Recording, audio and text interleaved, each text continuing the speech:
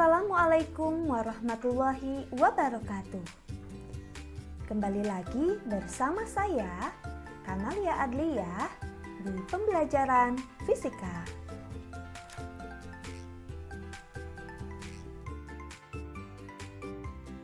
Kali ini saya akan membahas tentang materi getaran.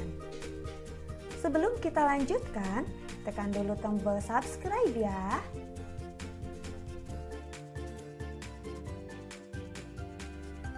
Contoh getaran, gelombang, dan bunyi bisa ditemukan setiap saat di sekitar kita, walau kadang tidak disadari.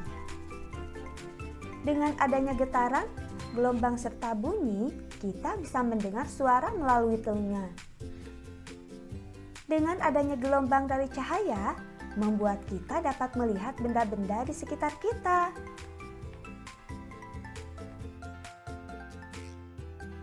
Sebelum lebih jauh membahas tentang getaran, kita harus mengetahui terlebih dahulu perbedaan getaran, gelombang, dan bunyi. Getaran adalah gerakan bolak-balik melewati sebuah titik keseimbangan.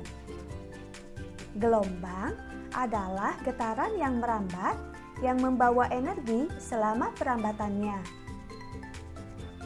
Dan bunyi adalah hasil dari getaran yang merambat dalam bentuk gelombang longitudinal.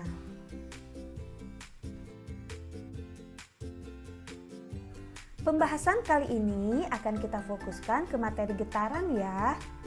Untuk gelombang dan bunyi akan dibahas pada video berikutnya.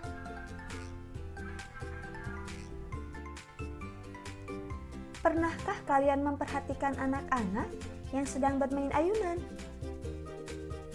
Atau jam dinding besar yang banyak digunakan pada zaman dahulu? Bagaimana ya gerakan dari ayunan atau jam tersebut? Gerakan pada ayunan dapat membentuk sebuah gerakan yang disebut sebagai gerak harmonik, seperti gerakan pada bandul ini.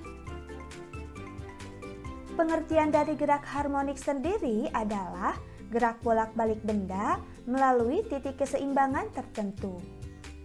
Keseimbangan yang dimaksud di sini adalah keadaan di mana suatu benda berada pada posisi diam jika tidak ada gaya yang bekerja pada benda tersebut.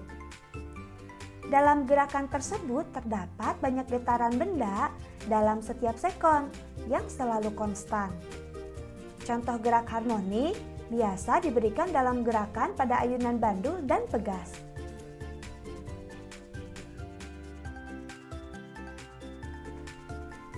Tadi di awal dikatakan bahwa getaran adalah gerakan bolak-balik benda melewati sebuah titik keseimbangan. Satu getaran dinyatakan melalui gerakan dari titik awal menuju titik akhir, kemudian kembali lagi ke titik awal. Dapat kita lihat pada gambar ini bahwa satu getaran adalah gerakan dari titik A, kemudian ke titik O, kemudian ke titik B, ke titik O, dan ke titik A lagi. Sehingga gerakan dari titik A ke O disebut seperempat getaran. Gerakan dari titik A ke O, kemudian ke B disebut setengah getaran. Gerakan dari titik A ke O, ke B, kemudian ke O lagi disebut dengan 3/4 getaran.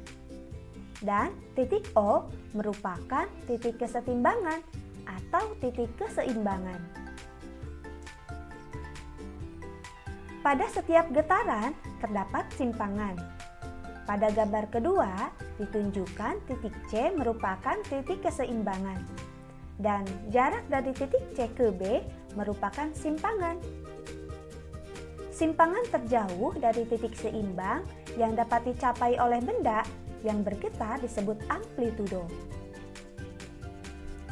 Amplitudo suatu getaran berkaitan erat dengan energi getaran itu.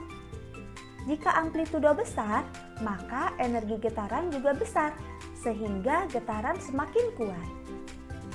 Amplitudo mempengaruhi kuat getaran. Semakin besar amplitudo, maka kuat getaran yang terjadi akan semakin besar.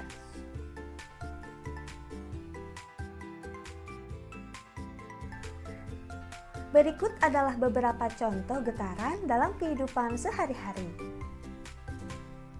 Yang pertama adalah getaran pada batang penggaris.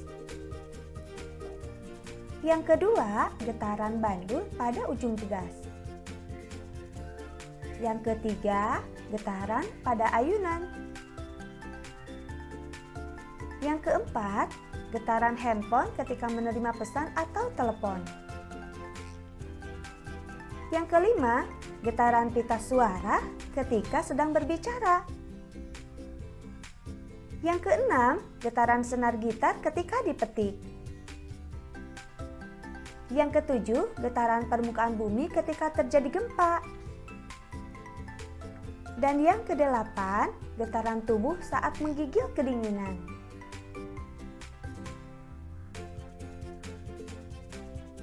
Hubungan antara banyak getaran dan waktu dinyatakan dalam rumus periode dan frekuensi.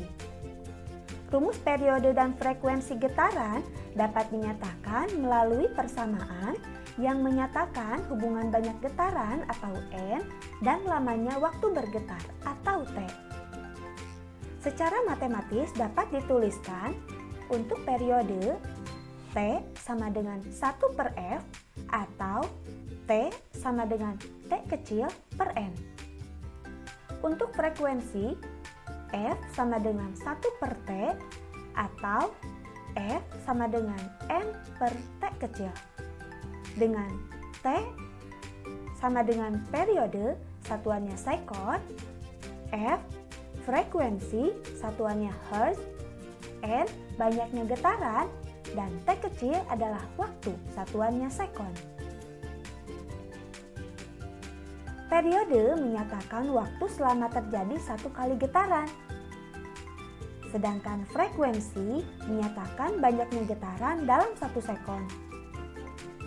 Pada umumnya, pengukuran periode getaran tidak dilakukan untuk 1 kali getaran karena waktu yang digunakan untuk 1 kali getaran sangat singkat.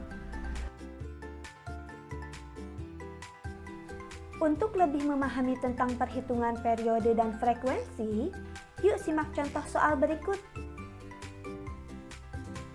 Sebuah pendul digetarkan sehingga selama 2 menit menghasilkan 80 getaran. Tentukan periodenya.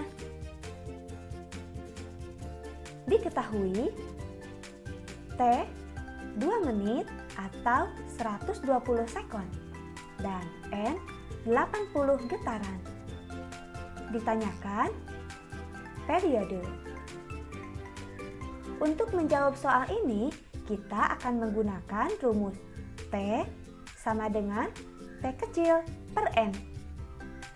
T kecil kita ganti dengan 120 dan N kita ganti dengan 80. 120 dibagi 80 akan menghasilkan 1,5. Sehingga dalam persoalan ini nilai periodenya adalah 1,5 sekon.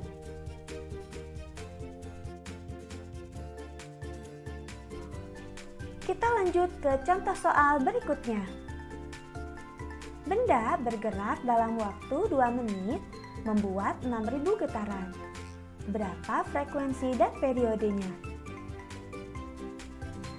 Diketahui T 2 menit atau 120 sekon dan N 6.000 getaran. Ditanyakan frekuensi dan periode. Untuk menjawab soal ini, kita gunakan rumus F sama dengan N per T kecil. N kita ganti dengan 120 dan T kita ganti dengan 6.000. 120 dibagi 6.000 akan menghasilkan 0,02 Hz. Setelah diketahui nilai frekuensi, baru kita cari nilai periode dengan menggunakan rumus 1/F. F kita ganti dengan 0,02. 1 dibagi 0,02 akan menghasilkan 50, sehingga nilai periodenya adalah 50 sekon.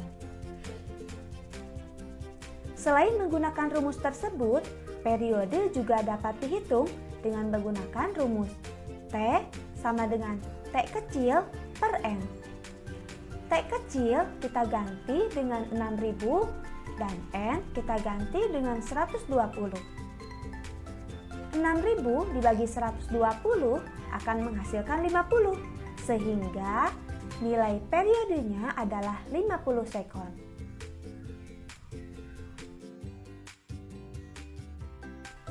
Demikian pembahasan materi fisika kali ini.